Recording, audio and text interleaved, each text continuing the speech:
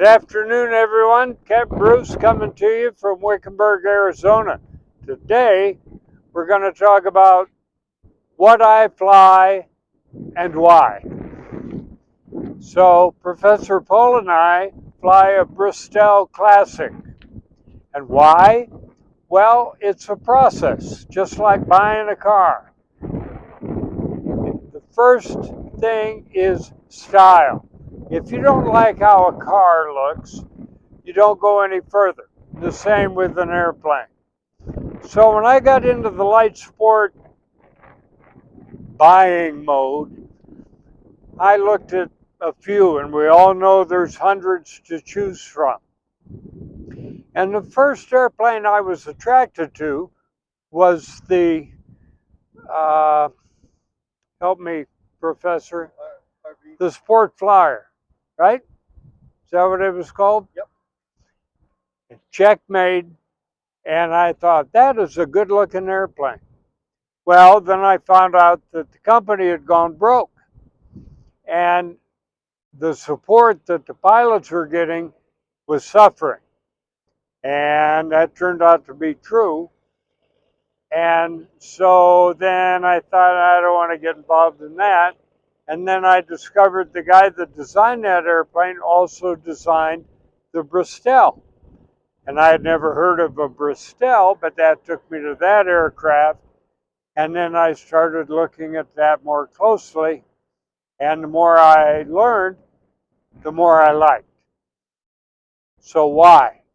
Well, first, let's look at the styling. The Classic is a pretty airplane. I thought so, and everybody that has seen this airplane agrees with me. Lines just flow. It's a pretty airplane. And it goes with cars. The car you drive, you like. And I like this airplane. So then once I got past that, I wanted an airplane that could not only carry myself and a passenger, but I could put stuff in it. Now granted, we're all weight restricted, and I found that some airplanes have the ability to carry 3 or 4, or maybe even 500 pounds, but once you get past the people and the gas, you have maybe 200 or 300 pounds left over, but there's nowhere to put it. There's no cargo space. So that ruled out a good number of airplanes for me. This airplane has space. Most Bristols have what they call wing lockers, 2 in each wing. This one, unfortunately, only has 1. Such is the case when you buy a used airplane, just like a used car. You have to make allowances sometimes. But that notwithstanding, behind the seats on the Bristol, there's a generous cargo compartment. Now, unfortunately, it's weight restricted to about 28 pounds. So what you do is you put light baggage, what have you, behind the seats, and then the wing locker, which is restricted to a more generous 44 pounds, you put your heavier gear in here, and what we've done is put our emergency gear, our maintenance gear, in the wing locker. So we don't have to continually open it for pre-flight activities or what have you. We have our tie downs here. We have our maintenance tools here. We have our oil. We have some cleaning rags or what have you. That sits in here. It gets locked up. And when we need it, we open it, we get it. But what we have is room to put things. If we have something long, this seat back can come out. It's not connected to anything. We just fish the seat belts out through this hole here, and we take seat back out. So if we have something long, if we have skis, I don't ski, I don't know. But we have the length to put long objects on the right side, so long as we don't have a passenger. So it's utilitarian. It's not like that guy in Boston that had a small baby Austin with room for his ass and a gallon of gas. And I won't finish the limerick. If you know what I'm talking about, you know how it ends. So it does more than just carry myself and a passenger. The airplane holds 32 gallons of gas. With the stingy Rotax engine that only burns 5 gallons an hour, if you do the math, with the reserves, the airplane will take you 6 hours. My bladder doesn't go 6 hours. My ass doesn't go 6 hours. So the professor and I basically figure out we fly routinely with half tanks, which gives us even more opportunity to carry more in the airplane. It's a traveling airplane. When you get up in the panel, state of the art, Garmin G3X touch panels, 2 screens, a Garmin autopilot. We have a Garmin navigator in there that allows for IFR flight if you're legal. Me, I don't have a medical, so I just do day VFR. The professor has a medical and a rating, and so he can do fancy stuff if he so desires. But the magic, even in nice weather, allows you all the information you need and makes the pilot's job a lot easier and comfortable. It's just a neat airplane. Does it go fast? No. Do I need to go fast? No. I'm retired. I've got nowhere to be in all day to get there. So that's why we got the airplane. Now, I've read, well, it's pricey. Yeah, it is. Compared to a lot of other light sports, it is. So I was fortunate enough to afford most of it. And then I found Professor Paul, who wanted to come on board and help me afford the airplane. So it was a win-win for me, for him, for us. And much like a car or any other toy, the price point is important. I'm not telling everyone to go out and get what I got. But this works for me, for us. We're proud to have it. We're happy to share it with you.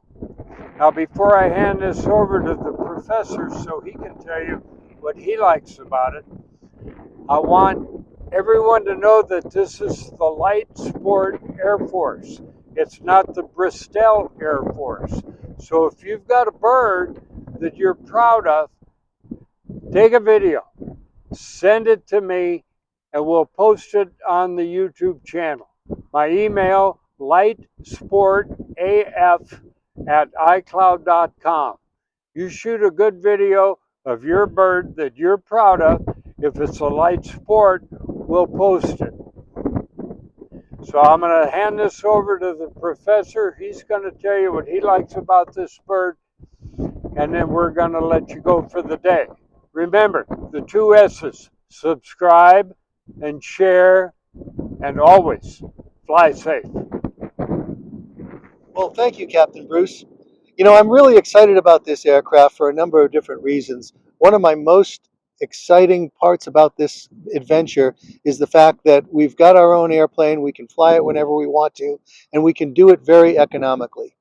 As previously noted, at 5 gallons an hour in cruise burn, that is about $35, $40 an hour maximum with 100 low lead fuel. In fact, we can mix it, and it's advantageous for us to mix that with MoGas for the Rotex engine, which even brings those hourly costs down even more. You know, I'm new to Arizona. I've flown most of my time in a Piper Warrior back east, and I'm used to going about 108 knots. Well, for $35 an hour or $40 an hour with the cost of fuel, I can go the same speed, an issue for me. The other nice thing about this aircraft is that it is so well equipped in terms of modern avionics. We have two Garmin G3X touchscreens in the front, which are completely redundant. And we also have an IFR certified GNS, I believe it's a 750 model, which has the transponder and is actually certified for IFR en route. So if I ever want to exercise my instrument privileges, we can do so legally in this aircraft. Although in this beautiful state of Arizona, those days of IFR flying are very, very rare. So we're able to do most of our flying all VFR with this beautiful weather we have here. The other nice thing about this aircraft is the way it was equipped in terms of electronic charging.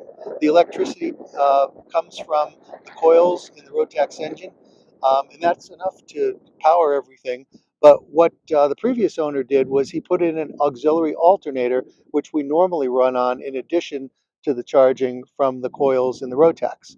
So that gives us some redundancy there in terms of our electrical, not to mention the backup internal batteries that are built into the G3X touchscreens, as well as a couple of extra batteries that can run the G3X. So there's like 3 levels of redundancy to keep those electronics going. Of course, we have a great autopilot here, and we can use that to save on our pilot workload. So it really is equipped to do anything that most full-size aircraft are equipped to do, and that's really one of the big reasons why I like it. The other nice thing about this is it's a Rotex engine. I've been learning a lot about Rotex. The cost of maintaining a Rotex engine and building a Rotex engine is a fraction of what you would pay for the more traditional Lycoming and Continental engines. These things now have a TBO of over or at 2,000 hours, so we're equivalent there. We've only got under 300 hours on this one, so we should have many good years of flying before we have to do an overhaul on the engine. There's a few disadvantages, and I won't even call them disadvantages, but things you have to think about with a Rotex engine, especially if you're using 100 low lead fuel. We've learned that we have to change the oil every 25 to 30 hours. That goes up to 50 hours if we use a mixture of MoGas.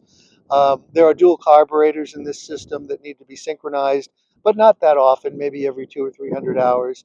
And of course, the RPMs run a lot higher on a Rotex engine than they do on traditional engines like Homing. So there is a gearbox that brings the RPM down to about 25, 2600 on the prop.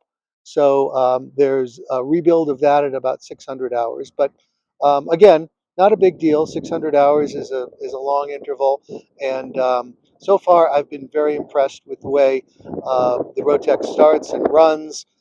There's no mixture control here; it's all automatic. So again, a little less you have to worry about with the pilot workload there.